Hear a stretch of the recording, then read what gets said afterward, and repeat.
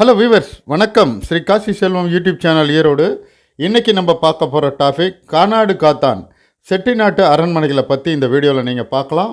இது வரைக்கும் கானாடு காத்தான் போகாதவங்க இந்த ஊருக்கு நீங்கள் போகலாம். வழிமுறைகளை சொல்கிறேன். கானாடு காத்தான் அப்படிங்கிறது காரைக்குடிக்கு பக்கத்தாப்பில் உள்ள ஒரு மிகப்பெரிய செட்டிநாட்டு அரண்மனைகளை கொண்ட ஒரு ஊராகும்.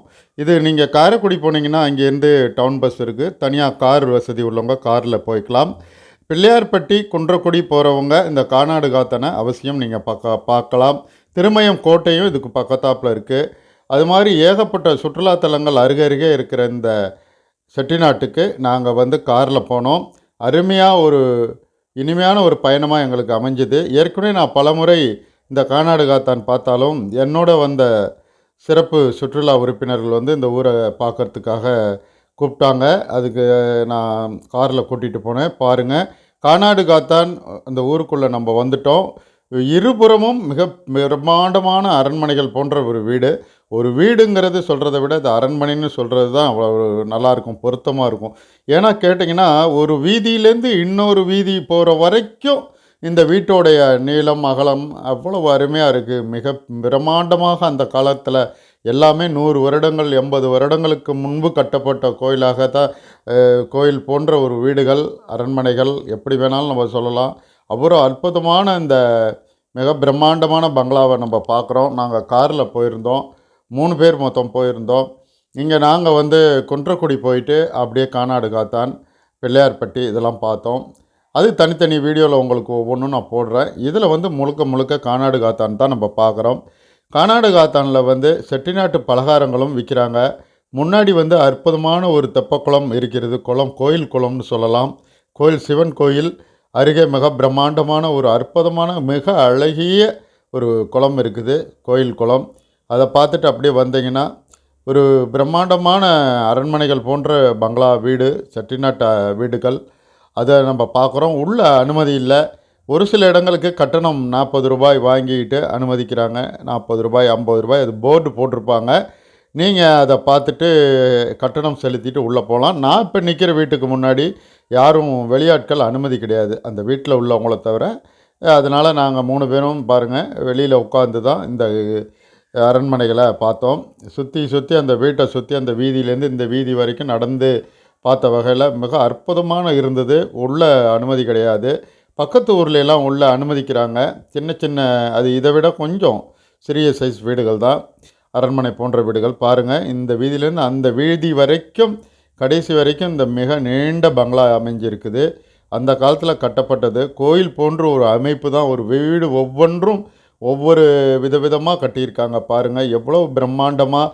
அந்த காலத்து பெயிண்டிங் இன்னும் மாறவே இல்லை. மறுபடியும் அவங்க பெயிண்ட் அடிக்கிற மாதிரி தெரியல. அவ்வளவு அந்த நேச்சுரல் அப்படியே இருக்குது. மிக பிரம்மாண்டமான இது. நிறைய படங்களில் இந்த பங்களாக்கள்லாம் சினிமா படங்களில் படமாக்கப்பட்டிருக்கிறதா கேள்விப்பட்டோம். அந்தளவுக்கு இங்கே நல்லா இருக்குது ஊர். நாங்கள் போகும்போது கொஞ்சம் வெயில் அதிகமாக இருந்தது. கிளைமேட்டு ஹார்டாக தான் இருந்தது. இருந்தாலும் மழை காலத்தில் பார்க்குறத விட இது வெயில் காலம் நமக்கு பொருத்தமாக இருக்குது.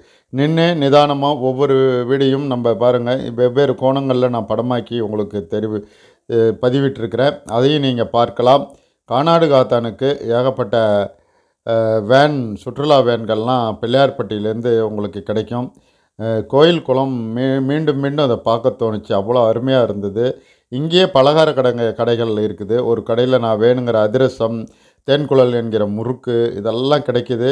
அதையும் நாங்கள் வாங்கிட்டு அப்படியே நேராக குன்றக்குடி முருகன் கோயில் போனோம்.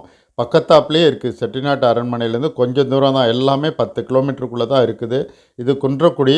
மதியம் 12:30 மணிக்கு பூட்டிடுவாங்க. நாங்கள் போகும்போது 12 மணி. ஆகவே அதிக வீடியோஸ்லாம் இதில் என்னால் எடுக்க முடியல. அதை பார்த்துட்டு குபேரலட்சுமி கோயில் அப்படிங்கிற கோயில் பக்கத்தாப்பில் இருக்குது. அதுவும் குன்றக்குடியிலேருந்து பிள்ளையார்பட்டி போகிற வழியில் இருக்குது. அங்கேயே உங்களுக்கு உணவகங்கள், டீ, காஃபி எல்லாமே கிடைக்குது. நல்ல அற்புதமான வடிவேல் முருகன் ஆலயம் பக்கத்தாப்பில் இருக்குது. எல்லாமே நீங்கள் பார்க்கலாம். குழந்தைகளுக்கு விளையாடுறதுக்கு இந்த இடத்துல அருமையான பூங்கா வசதியெலாம் இருக்குது. எல்லாத்துக்கும் கட்டணம் தான். குபேரலட்சுமி கோயில் மனசுக்கு அமைதி தரக்கூடிய ஒரு கோயில். நாங்கள் போகும்போது அபிஷேகம் எல்லாம் நடந்தது. நல்லா சாமி கும்பிட்டோம். சுற்றி வர நல்லா குழுன்னு மரங்கள் நிறைந்த ஒரு இடங்கள் தான் இருக்குது. இங்கே காரை நிறுத்திட்டு நாங்கள் போயிட்டு வந்தோம். நீங்களும் இந்த பிள்ளையார்பட்டி போனீங்கன்னா குபேரலட்சுமி கோயிலை பாருங்கள். அது இந்து அறநிலைத்துறைக்கு சொந்தமானதல்ல, இது ஒரு தனியாருக்கு சொந்தமான நிர்வகிக்கிறாங்க. அதனால் எல்லாமே அங்கங்கே கட்டணம் செலுத்தி தான் நீங்கள் ஒவ்வொன்றையும் நீங்கள் பார்க்க வேண்டி வரும். இருந்தாலும் மனதுக்கு ஒரு இதமான ஒரு சூழ்நிலை தரக்கூடிய கோயில் தான் இது. சிறுவர்களுக்கு நல்ல பூங்காக்கள்லாம் இருக்குது. சின்ன சிறு யானை சிலை, குதிரை, இதே மாதிரி சிங்கம், புலி, கரடிகள், வனவிலங்குகள் சிலைகள்லாம் செதுக்கி அங்கே வச்சுருக்காங்க. அதுவும் நல்லா இருக்குது. நீங்கள் குன்னக்குடி, பிள்ளையார்பட்டி, கானாடுகாத்தான் போனீங்கன்னா இதையும் நீங்கள் ட்ரை பண்ணி பார்க்கலாம். அருமையான ஹோட்டல் பாருங்கள். நல்லா இங்கே 150 ரூபா ஒரு மதிய சாப்பாடு. கணேஷ் மெரிடியன் இருக்குது, அதுக்கும் போயிட்டு வாங்க. இந்த என்னுடைய வீடியோ பார்க்குறவங்க சப்ஸ்கிரைப் பண்ணாதீங்க, சப்ஸ்கிரைப் பண்ணுங்கள். தொடர்ந்து ஆதரவு கொடுங்க, கமெண்ட்ஸ் போடுங்க, லைக் பண்ணுங்கள், மற்றவங்களுக்கு இதை ஷேர் பண்ணுங்கள். நான் ஒவ்வொன்றும் வீடியோவும் ஒவ்வொரு வித்தியாசமான சுற்றுலாத்தலங்கள், ஆன்மீக தலங்கள், இதுவான பொதுவான சுற்றுலாத்தலங்கள் எல்லாமே போட்டுட்ருக்கேன். ஏன்னா ஒவ்வொரு வீடியோவுக்கும் டிஃப்ரென்ஸ் இருக்கும். ஒரு ஊரையே தொடர்ந்து போட மாட்டேன். நன்றி, வணக்கம்.